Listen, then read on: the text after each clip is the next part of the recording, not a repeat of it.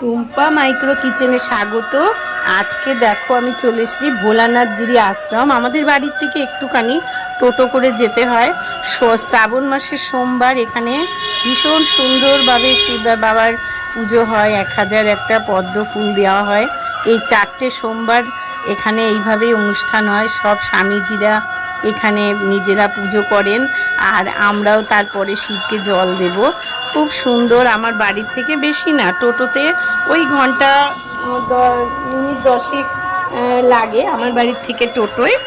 এখন আমরা দেখো শিবের মাথায় জল দিচ্ছি, সবাই মিলে শিবের মাথায় জল দেওয়া হচ্ছে। স্বামীজিরা সব পুজো করে চলে গেছে, এখন যে যার মতন শিবের মাথায় জল দিচ্ছে। আমরাও জল দিয়েছি। শিব বাবাকে তো আর দেখাই যাচ্ছে না।